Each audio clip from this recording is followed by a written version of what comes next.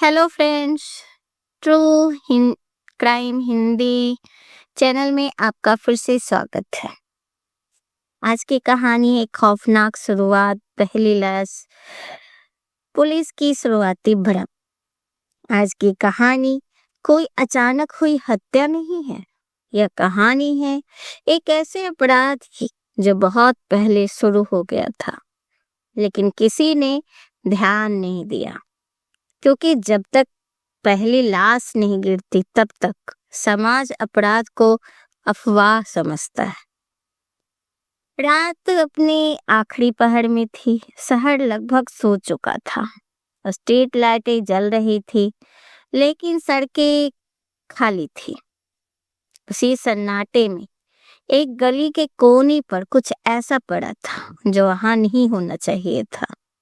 पहले देखने में वो सिर्फ एक परछाई थी, लेकिन जब कोई पास चला गया तो उसकी सांस एक पल के लिए रुक गई। कोई परछाई एक इंसान थी। वह शरीर में कोई हरकत नहीं थी, कोई आवाज नहीं, सिर्फ खून की हल्की सी गंध और मौत की ठंडी मौजूदगी। उस पल किसी को यह अंदाजा नहीं था कि यही वो जगह है जहां से डरावनी कहानी शुरू होने वाली है। पुलिस को फोन किया गया। कुछ ही देर में नीली लाल बत्तियां अंधेरे को चीरती हुई उस गली तक पहुंची। इलाका सील कर दिया गया। लोग इकट्ठा होने लगे, लेकिन एक सवाल हर चेहरे पर था, ये यहाँ कैसे पहुंचा? सबकी हालत कुछ और ही कहानी बता रही थी। कोई हादसा नहीं, कोई अचानक मौत नहीं, यह पूरी तैयारी के साथ की गई हत्या थी। लेकिन यही कहानी का दूसरा हिस्सा शुरू होता है। उसी रात शहर में दूसरे कोने में एक घर का दरवाजा खुला रह गया। अंदर सब कुछ था, कपड़े, मोबाइल, चप्पल, बस एक इंसान नहीं था। पहली बार गायब शब्द इस कहानी में दर्ज हुआ। पुलिस ने दोनों घटनाओं को अलग अलग देखा। एक हत्या, दूसरा गुमशुदगी। यही सबसे बड़ी गलती थी। जल्दी में एक निष्कर्ष बना लिया गया। यह आपसी रंजिश का मामला लगता है। बिना पूरी जांच के, बिना सभी एंगल देखे, कुछ सबूत ऐसे थे जो सवाल खड़े कर रहे थे, लेकिन सवाल जांच में नहीं गए, क्योंकि जब केस को जल्दी बंद करना हो तो सच सबसे पहले दबाया जाता है। उधर गायब व्यक्ति का परिवार थाने के चक्कर काट रहा था, और इधर पहली लाश फाइलों में सिर्फ एक नंबर बनती जा रही थी। किसी को नहीं पता था कि वह सिर्फ शुरुआत है, क्योंकि अगली सुबह जो सच सामने आया उसने पुलिस की पूरी थ्योरी हिला दी। एक ऐसा सुराग जिसे जानबूझकर अनदेखा किया गया, और वो नाम और बार बार सामने आकर फिर गायब हो जाता है। जांच में सबसे खतरनाक चीज अपराधी नहीं होता, सबसे खतरनाक होता है जल्दी बनाया गया निष्कर्ष। और इसी गलती ने इस केस को सच से बहुत दूर ढकेल दिया। सुबह होते होते पुलिस के पास दो फाइलें थी, एक कल रात मिली लाश की, दूसरी एक गुमशुदा व्यक्ति की। लेकिन दोनों फाइलों को एक साथ देखने की बजाय अलग अलग अलमारियों में बंद कर दिया गया। यही थी पहली और सबसे बड़ी भूल। सबके पास कुछ ऐसा मिला था जो किसी आम हत्या में नहीं मिलता, लेकिन रिपोर्ट में उसे महत्वहीन लिख दिया गया। क्यों? क्योंकि अगर उस सबूत को गंभीरता से लिया जाता तो पूरी कहानी बदल जाती। जब पुलिस को एक नाम चाहिए था, क्योंकि मीडिया सवाल कर रहा था, अधिकारियों पर दबाव था और केस लटक रहा था, तभी एक आसान नाम सामने लाया गया। एक ऐसा व्यक्ति जिसका न पैसा था, न पहुंच, न कोई बड़ा सहारा। वो इलाके में रहता था, पीड़ित को जानता था, और सबसे बड़ी बात, उसके पास खुद को साबित करने का कोई तरीका नहीं था। उसे उठाया गया, पूछताछ शुरू हुई। पूछताछ नहीं, दबाव। घंटों, दिनों और जब कोई लगातार टूटता है तो सच नहीं तो सामने वाले को चाहिए वही बोल देता है। टीवी स्क्रीन पर उसका चेहरा घूमने लगा। पुलिस ने आरोपी को पकड़ लिया। लोगों ने राहत की सांस ली। किसी ने नहीं पूछा सबूत कहाँ है। किसी ने नहीं देखा कि कहानी में अब भी बहुत से खाली पन्ने थे। उधर असल अपराधी चुपचाप सब देख रहा था, क्योंकि उसे पता था जब सिस्टम गलत आदमी पर टिक जाए तो सही आदमी सबसे सुरक्षित होता है। लेकिन हर झूठ एक जैसी आवाज नहीं करता। कुछ झूठ धीरे धीरे चीखने लगते, और इस केस में एक छोटा सा तथ्य ऐसा था जो इस आरोपी को पूरी तरह से झूठा साबित कर सकता था, लेकिन उसे भी फाइल में दबा दिया गया, क्योंकि जो अगला सबूत मिला वो इस केस को हत्या से ऊपर उठाकर साजिश बना देता। वो सबूत जिसे जानबूझकर छुपाया गया, असली अपराधी की पहली झलक, और वो पल जब सिस्टम ने सच से मुंह मोड़ लिया। छुपाए गए सबूत और असली अपराधी की एंट्री। सच कभी एक साथ सामने नहीं आता, वो छोटे छोटे संकेतों में बिखरा होता है, और जब सिस्टम किसी एक कहानी पर अटक जाता है तो वही संकेत सबसे पहले दबाए जाते हैं। हत्या वाली जगह में एक चीज मिली थी जो रिपोर्ट में सिर्फ एक लाइन बनकर रह गई।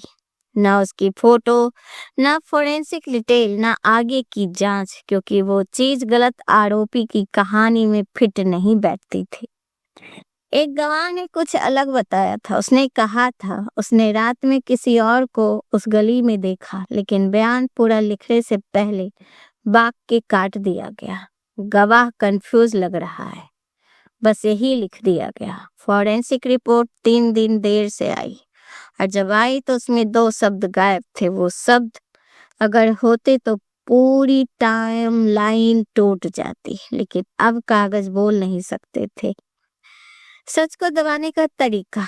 सिस्टम सच को सीधे नहीं मारता, वो उसे थका देता है। फाइल इधर उधर, जिम्मेदारी आगे पीछे, और अंत में सच एक पेंडिंग मैटर बन जाता है। उधर गलत आरोपी जेल में था, और इधर असल अपराधी आजाद, क्योंकि उसे पता था अब सवाल उस तक पहुंचेंगे ही नहीं।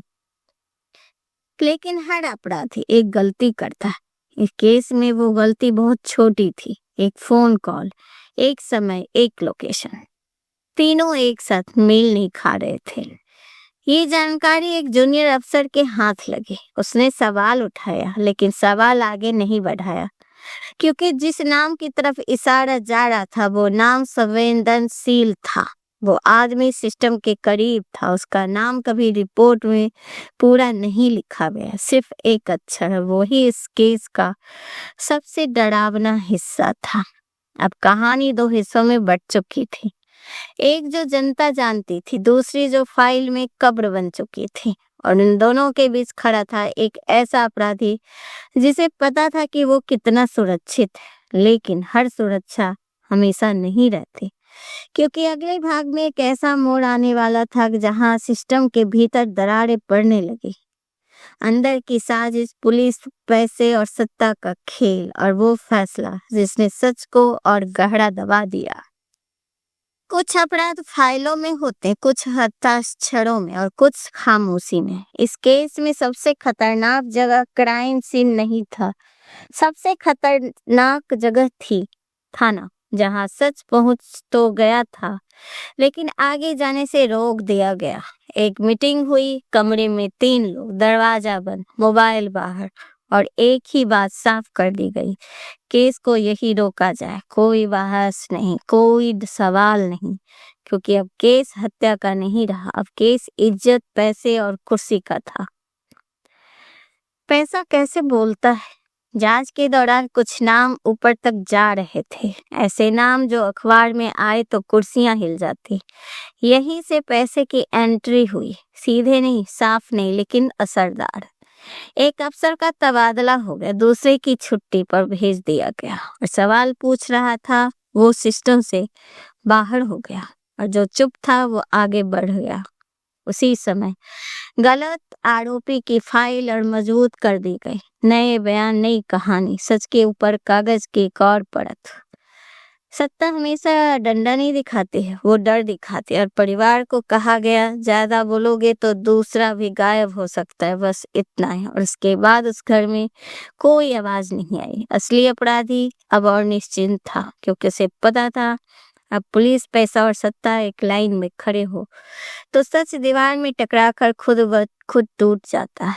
इस पॉइंट पर केस कागजों में लगभग सुलझ चुका था, लेकिन जमीन पर एक माँ अब भी दरवाजे की ओर देख रही थी। वो एक इंसान जेल में एक ऐसा अपराधी अपराध काट रहा था जो उसने किया ही नहीं, लेकिन हर साजिश में एक कमजोर कड़ी जरूर होती है, और इस केस की वो कड़ी अंदर से ही टूटने वाली थी। कोर्ट की लड़ाई, गवाहों का पलटना, और वो पल जब सच आखिर बार बाहर आने की कोशिश करता है। कोर्ट में सच चिल्लाता नहीं, वो कागजों में फुसफुसाहट है, और जब फाइल पहले ही तैयार कर दिए गए हो तो फुसफुसाहट कभी सुनाई नहीं देती। चार्जशीट दाखिल हुए, मोटे फोल्डर, सीधी भाषा, तैयार कहानी। जज के सामने वही नाम जो पहले से टीवी पर दोषी ठहराया जा चुका था। किसी ने नहीं पूछा जांच कहाँ अधूरी रह गई, किसी ने नहीं पूछा क्यों कुछ पन्ने बाकी फोल्डर से अलग दिखते हैं। अदालत कानून का मंदिर होता है, लेकिन जब सच के अंदर आने से पहले जूते उतरवा दिए जाए तो मंदिर भी खामोश हो जाता है।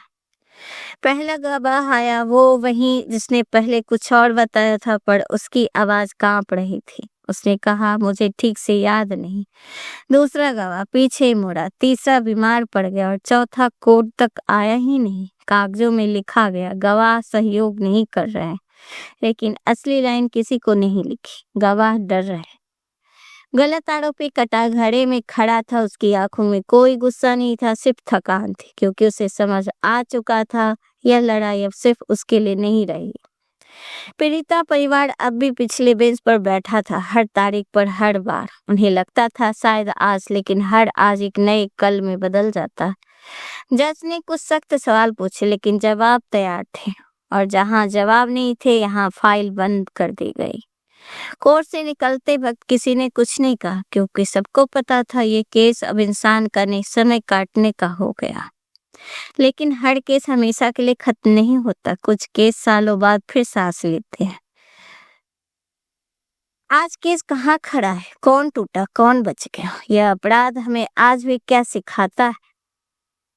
साल गुजर गए, फाइलें एक सेल्फ से दूसरी सेल्फ चली गई, जांच एजेंसियां बदली, अफसर रिटायर्ड हुए, नाम भूल गए, लेकिन केस वहीं अटका रहा। सब जस्टिस और पेंडिंग रिव्यू के बीच गलत आरोपी अब भी जिंदगी के सबसे कीमती साल लौट नहीं पाया। कुछ लोगों ने कहा, कम से कम केस खुला तो है, लेकिन खुला केस और बंद जिंदगी तो अलग अलग चीजें होती है। पीड़ित परिवार अब अदालत नहीं जाता, क्योंकि उम्मीद थक जाता है सबसे पहले। और असली अपराधी वो कभी गवाह नहीं बना, कभी आरोपी नहीं बना। उसका नाम आज भी कागजों में अधूरा है, एक अक्षर, एक संकेत, एक परछाई। वो भीड़ में हमारे साथ चलता है, क्योंकि अब अपराध सिस्टम की चुप्पी ढक जाए तो अपराधी सामने समान दिखने लगता है। कुछ लोग कहते हैं अगर वो दोषी होता तो पकड़ा जाता, लेकिन इतिहास गवाह है, पकड़े वही जाते जिनके पास बचाव नहीं होता। यही कहानी हमें एक बात सिखाती है, अपराध तब सबसे खतरनाक होता है जब कानून की भाषा बोलने लगे, जब जांच जल्दी में हो गई, जब मीडिया फैसला सुनाए, और जब सिस्टम सवालों से डरे। तब एक नहीं, कई अपराध होते हैं। एक हत्या, एक झूठा आरोपी, एक पूरा परिवार, और एक समाज जो थोड़ा देर दुखी होकर आगे बढ़ जाता है। अगर इंसान सिर्फ फैसले में होता तो हर फैसला सही होता है। इंसाफ असल में हिम्मत में होता है, सवाल पूछने की हिम्मत, चुप्पी तोड़ने की हिम्मत, और गलत के सामने खड़े होने की हिम्मत। क्योंकि आप चुप रहते हैं तो अपराध सिर्फ एक इंसान नहीं मारता, वो पूरे सिस्टम को आदत डाल देता है। सबसे खतरनाक अपराधी वो नहीं जो हत्या करता है, सबसे खतरनाक वो सिस्टम है जो उसे बचा लेता है।